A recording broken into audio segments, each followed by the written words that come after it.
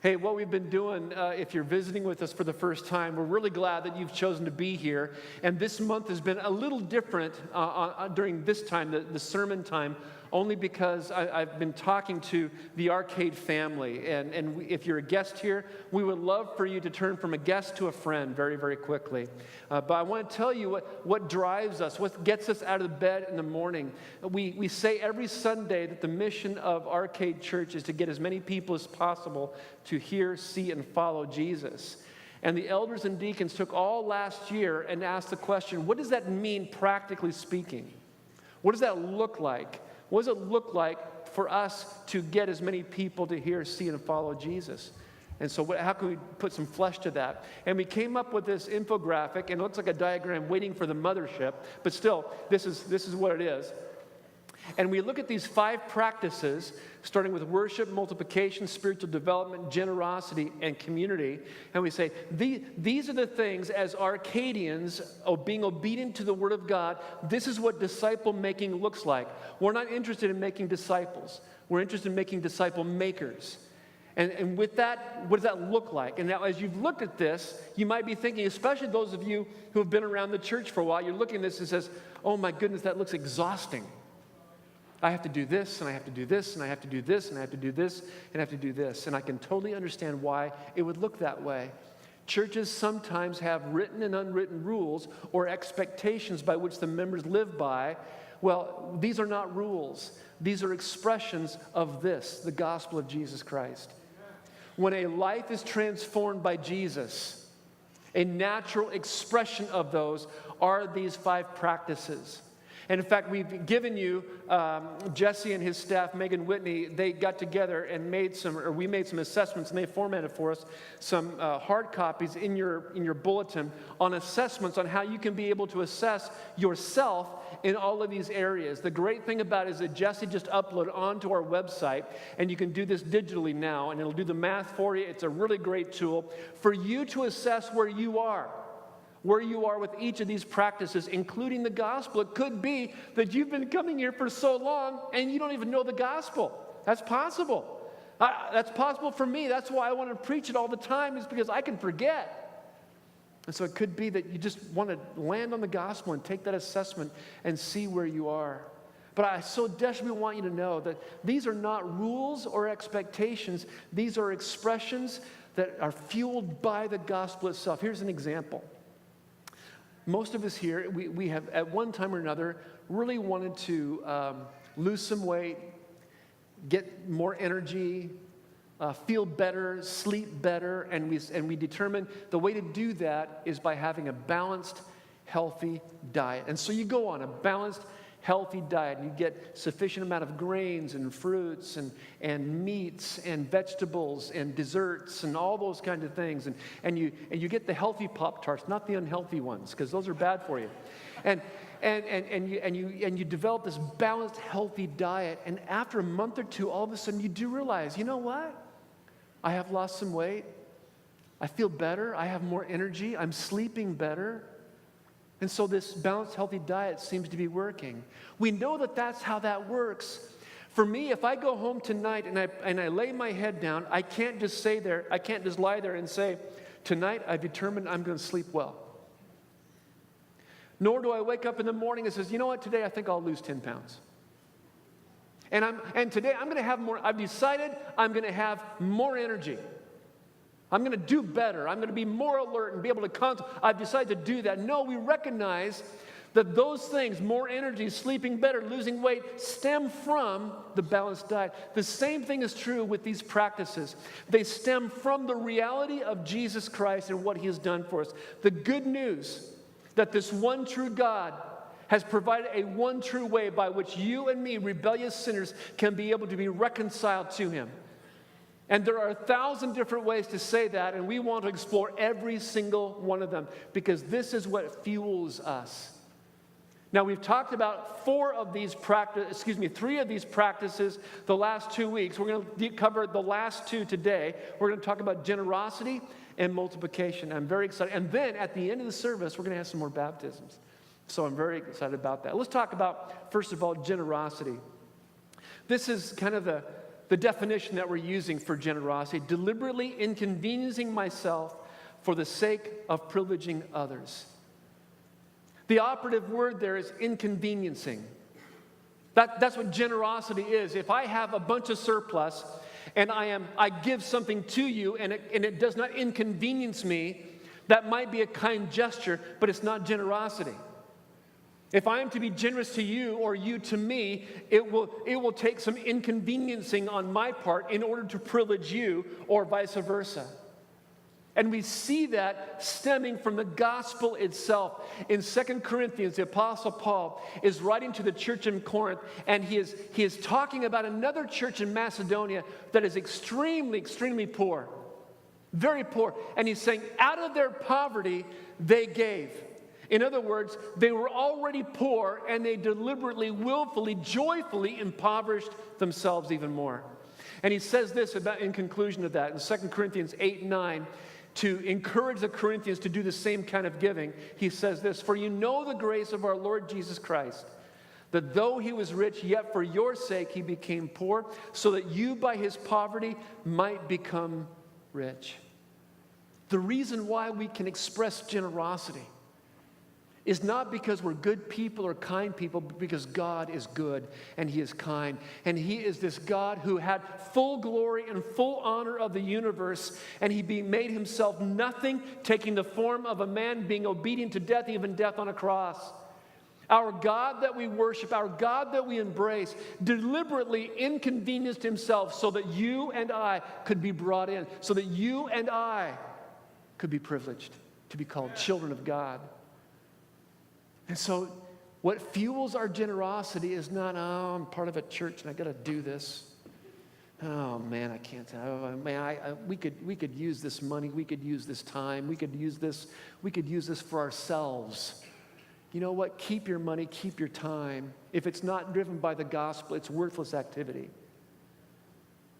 But what would happen to us, collectively and as well as individually, if we took on the posture of the gospel in our life and we purposefully, intentionally, joyfully inconvenienced ourselves in order to privilege others? Well, some expressions for this, some ways to express generosity. 3 different types of generosity. First of all, time. You and I have time, and sometimes it's not on our side. We have time, we have the same amount of time, but how many times are we generous with our time? We're Americans, right? And even if you're from another land, you're in America, and you've probably adapted this kind of a mentality. We're going places or we're coming from places. Either way, we don't want to be interrupted. We want to get there and we want to come back. And anything in between we see as an interruption. And that happens so many times in our relationships. We come and we do the church thing. We sit and we do what we're told. We take notes. We stand. We sit. We sing. We cheer. We do whatever we're supposed to do. Then we go home. We've done our thing. Check it off the box. But one of the unique things about time, as an expression of that time, is that we become fully present. We are fully present with each other. Is that all of a sudden when I come into a gathering like this, I'm not going to go in, find my place, and sit down, and then when it's time to leave, get up, go and go back. But rather, I'm looking around to see people that I know, people that I love, or people that I don't know, and all of a sudden I'm fully present with them.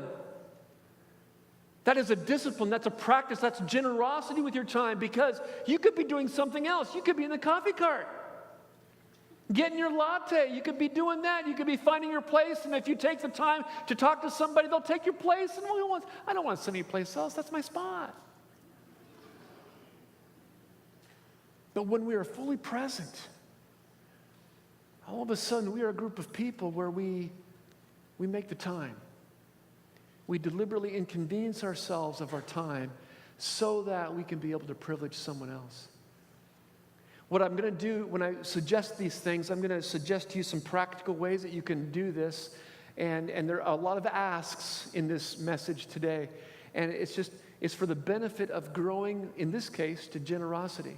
For example, I want to encourage you. I introduced this to you last Sunday, and we're going to hit it pretty hard for the next couple of Sundays again. but side by side, helping people well. It's a seminar that we're going to put on every Sunday night starting September 9th through October 7th in this room, and I'd love for every single one of you to be here. It's going to take, it will inconvenience you. It will inconvenience you. NFL starting, it will really inconvenience you. But what we're asking is to come and receive not so much some training, but just some encouragement on how can I help people well. In our culture, we are outsourcing everything. We have a friend who is in dire trouble, and we outsource. We find a therapist, we find a pastor, we find someone who's trained in that and says, hey, go call them, go talk to them. You know what that says to that person? I don't care about you. But what would happen if all of us received basic general encouragement to help other people and to be equipped with helping those people? And that's all we want to do beginning September 9th through October 7th. You can go ahead and register on the app or the website. We have childcare provided, and we just need to know how many kids you're going to bring so we can be able to have enough staff for that. But we're very, very encouraged about this. Something new that we're doing, and we're really pumped. So write those dates down. Be thinking if you want to talk about this, I'll be out in the courtyard after the service. I'd love to talk to you about it. Another way that we can be able to express generosity. We're trying to go back to a 2-hour Sunday. A lot of you come at 10:45 and you leave at noon or 12:45. And that's the extent of your gathering experience. What we want to challenge you and encourage you in is giving of your time, inconveniencing yourself by, in this case, coming to this service, but coming early and serving during the first service. There are about, 200, 250 volunteers on our campus on any given Sunday, and they either need rest or they need help. And what a great ministry, what a great motive of encouragement for them as well as for you if you attend this hour but serve the previous hour. Whatever that is. It could be an usher or a greeter. It could be Sunday school. Could be nursery. Could be youth ministry. Could be all kinds of things. Having people just patrol the parking lot. We need to have that in this day and age. And so we want to be able to have those opportunities for people to serve. And so we want to challenge you to attend an hour and serve an hour. Another way that you can be able to express generosity. Very excited, and Peter talked about this earlier. Today is the first day of sign-ups for community groups. If you're not in one, you need to be. I'm just telling you, not as your pastor, but as a brother in Christ, you need to be in a community group.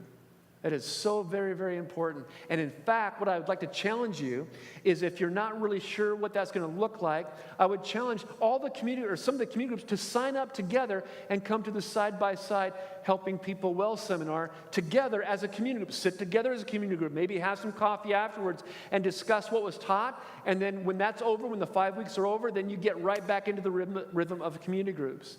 But the whole idea is that you together are learning how to help people well.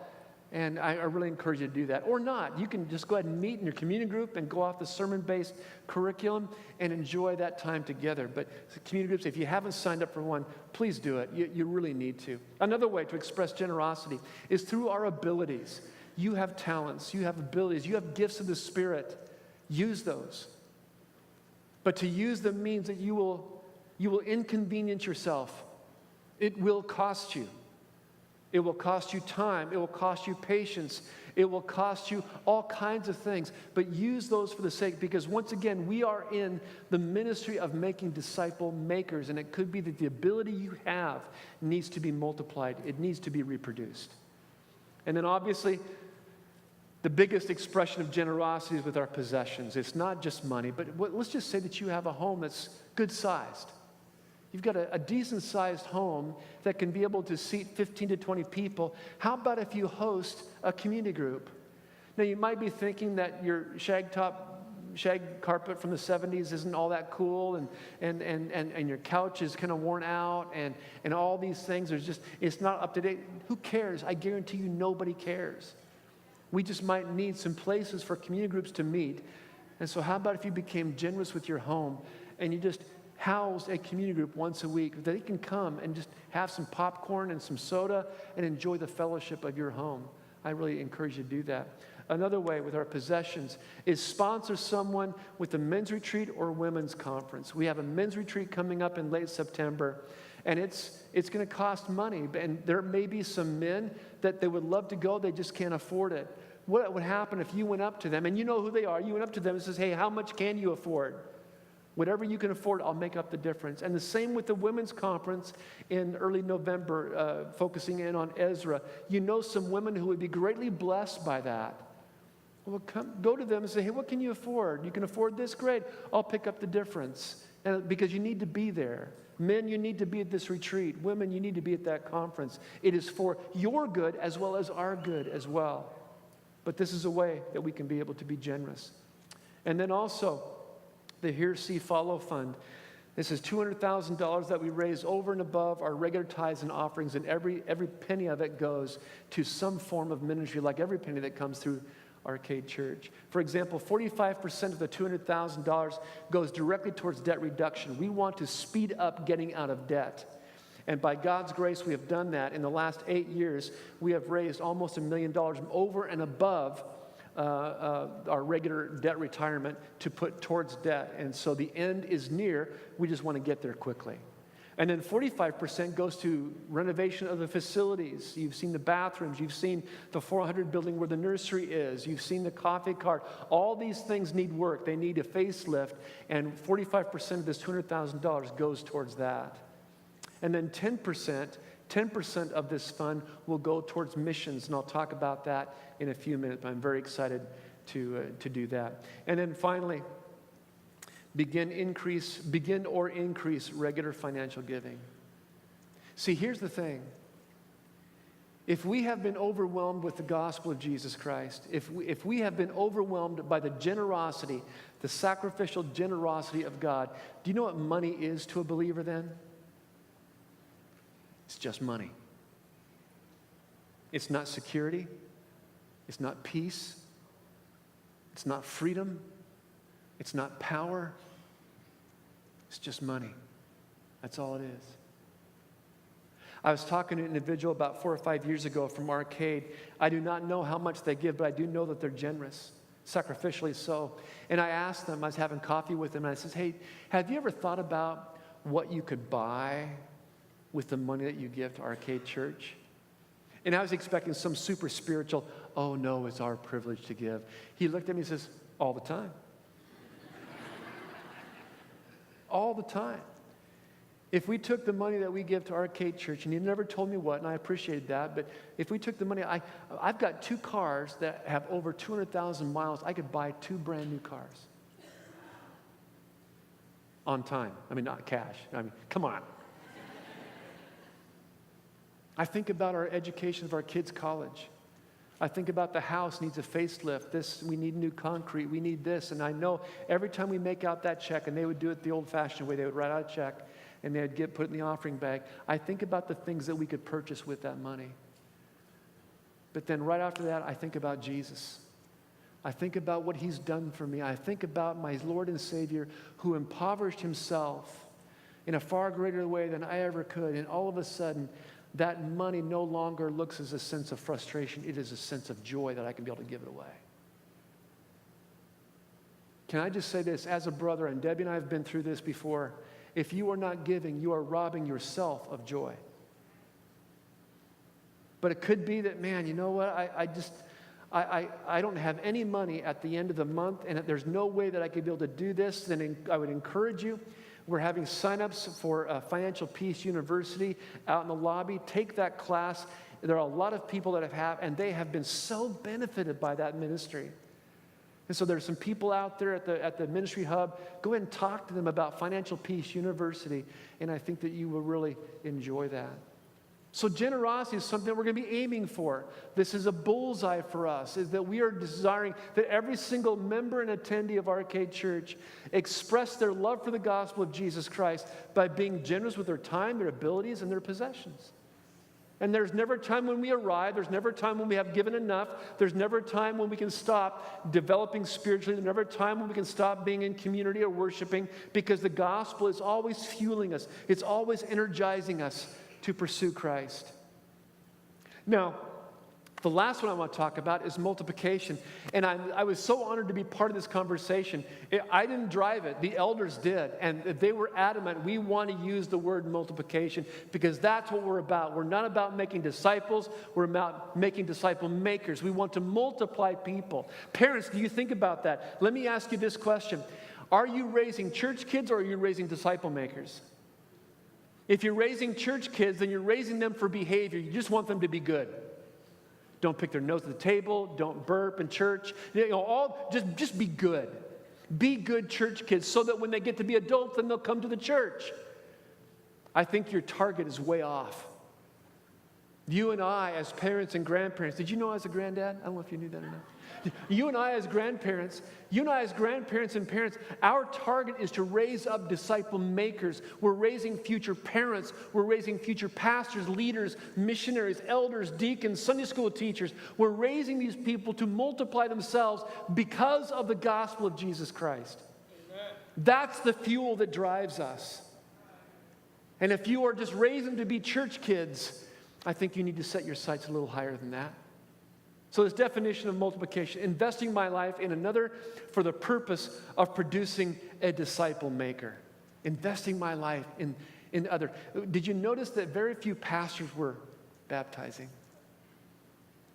I love that. That might bother some of you. Should be a pastor, otherwise it won't take.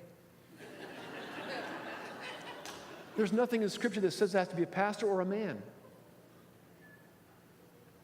How beautiful to see moms and dads in the tank praying for their children, mentors, Sunday school teachers, youth workers, investing in these people's life. Do you think that the people doing the baptizing were blessed? I'm thinking so. Amen. I was blessed to watch that. I love that. And that's all about multiplication. It's all about reproducing ourselves, the beauty of Jesus Christ and what he's done for us. It is not about your generosity. It's not about my multiplication. It is about Jesus and what he's done for us and through us. Now, the neat thing about today is we get a chance to live this out right now. John and Sarah, come on up, would you please? Let's see. Hey, Todd, could we go ahead and move this real quick? This thing? Maybe, Todd, maybe just to this side a little bit. Thank you. I appreciate it. John and Sarah Cassidy. John has been, he was an intern a long, long time ago, back when Dirt was young, right? Yeah, a volunteer first. A volunteer in the youth ministry. And then when I came, you were the junior high pastor. Correct. And then we moved you into adult ministries and things. And today is their last Sunday here. I know, I'm bummed about that. But I'm excited too. Because you're looking at the pastor and wife of Hope Community Church in Antelope.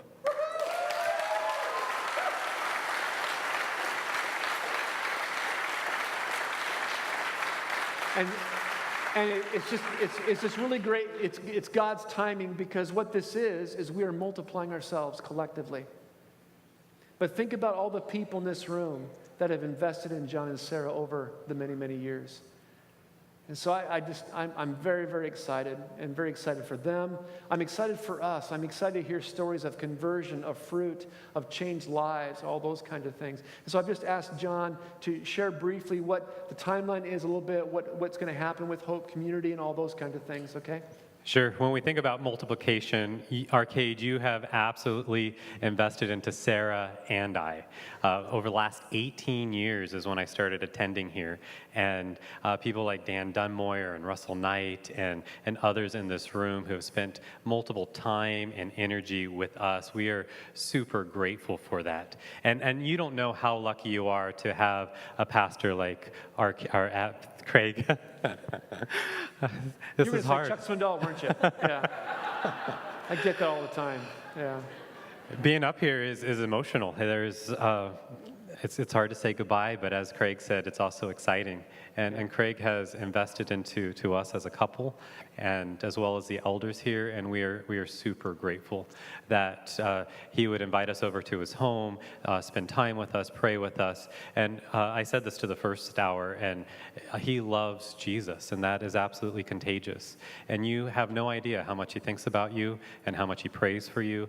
You guys are in really, really good hands, and we have reap the benefit of that, of him and his family loving Sarah and I and our team as we head out. And so starting this fall, we will be starting Hope Community Church. It looks like small groups to start off with because we're starting a church for people who don't go to church. We are going to be going out into Antelope and meeting people, building relationships. We believe that when people can get to know us and get to know what we believe, that they're going to believe in the gospel. One thing that Craig has taught me over the last 8 years is the gospel absolutely needs to be central. And so we believe that at Hope Community Church, that everything we do, everything we say needs to point people to Jesus Christ. And so we want to love people well. And as they get connected to us, we believe that they're going to believe. We're starting off with just prayer walking the area. Just a couple weeks ago, there was a kid that we met, 17 years old, who became a Christian last year, and now he's looking for a church to become a part of, and he's excited to see about what God's going to do through Hope, and so we're excited as well. Starting in March is when we start our weekly services, and so we'll do a few services this winter, December, January, and February, once a month, trying to figure out things because we've never done this before, and then March we go every single week, and so it's exciting to see what God's going to do. We don't know what we don't know, but we absolutely have our faith and trust in Jesus, and that he's going to orchestrate everything to happen. Yeah. Well, hey, we really love you guys, and we're gonna miss you. We did get you some gifts, though. Terry Moore made some quilts for the boys, for Cameron and Mason. Thank you. And I hope you can enjoy that. And then also the entire staff got together. We took an offering. We took an offering to buy the screwdriver to take this off your wall in your office. So this is yours. You can take this with you here. You have no idea how much I use this. Yeah, I mean, when you walk in this is the best gift ever. I know. Yeah, you're tearing up, aren't you? Yeah. Whenever you walk by John's office, he's looking at the wall like this. Like he's a mad scientist or something, and so you have to take this with you. You just absolutely have to. It'll get a lot of work. It will get a lot of work. It will get a lot of work. Yeah. So we love you guys very much, and I know it's not just you two. So why don't you bring your team up too? Okay. Yeah. So if you're on the launch team of Hope Community, please come on up here. We can't do this without you guys. This team that's coming up has prayerfully been called to go with us, and they are an amazing team. They really are. The biggest question. Thank you.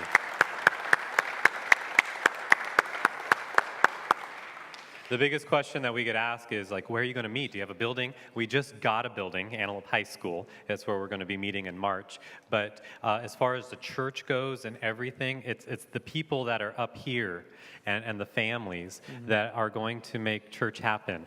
Church is a people, it's not a building.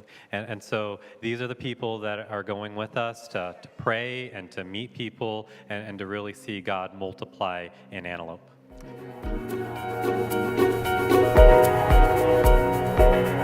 Thanks for listening to the Arcade Church podcast.